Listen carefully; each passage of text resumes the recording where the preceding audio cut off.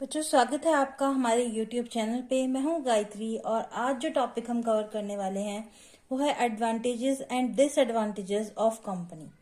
Company हमने पढ़ा था।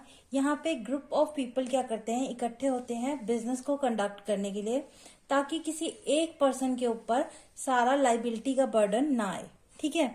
और यहाँ पे कंपनी की क्या होती है, सेपरेट लीगल एंटिटी होती है जिसके द्वारा की कंपनी कोई भी प्रॉपर्टी खरीद सकती है, किसी को कोर्ट में ले जा सकती है और कोई और पार्टी हमारी कंपनी को भी कोर्ट में ले जा सकती है। अब इसके एडवांटेजेस और डिसएडवांटेजेस देख लेते हैं। सबसे पहले है limited liability, protect the personal assets of the owners. यहाँ पे जो भी ओनर्स हैं कंपनी के, जो कलेक्टिवली जिन्होंने कंपनी बनाई है, उनके पर्सनल एसेट्स को क्या करती है, प्रोटेक्ट करती है। क्यों? क्योंकि यहाँ पे लाइबिलिटीज क्या है, लिमिटेड है। लिमिटेड कहाँ तक है, जितना ओनर का शेयर होगा कंपनी के अंदर सिर्फ उतनी ही लाइबिलिटी ओनर की बनेगी। नेक्स्ट है हमारे पास easier to raise capital. Company can raise significant fund from a large number of investor by issuing share and debenture.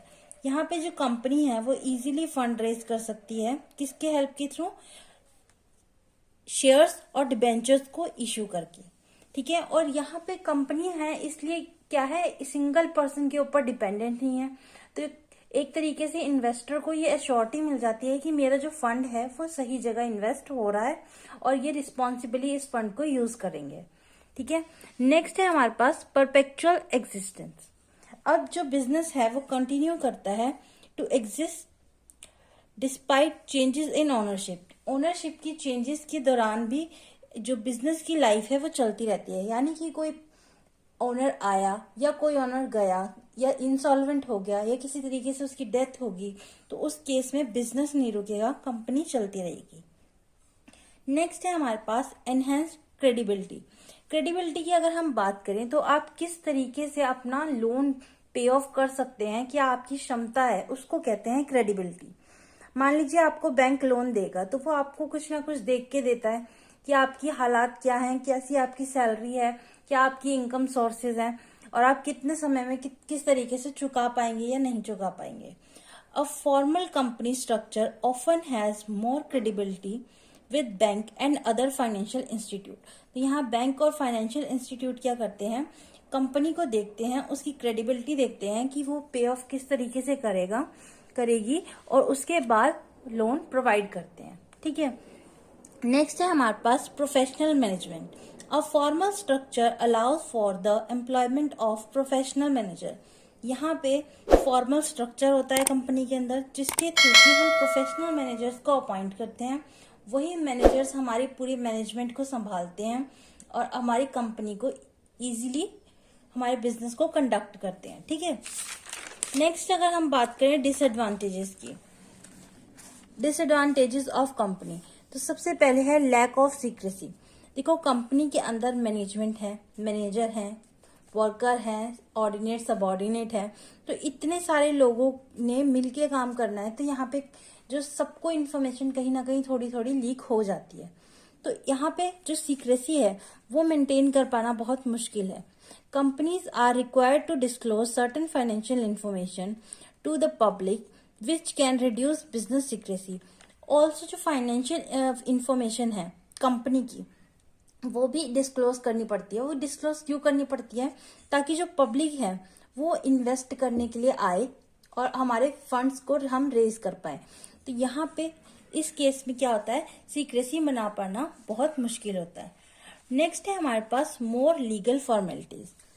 Setting up and running a company involves more complex and costly legal requirement compare to sole proprietorship और partnership. यहाँ पे जब हम company बनाने की बात करते हैं तो ज्यादा फॉर्मेलिटीज होती हैं।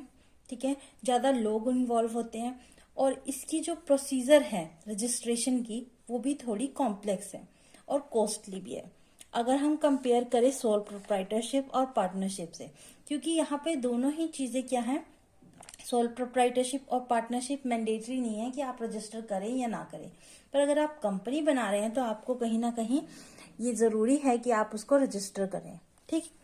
नेक्स्ट है हमारे पास potential for management mischief. There can be a conflict of interest or poor management as ownership and management may be separate.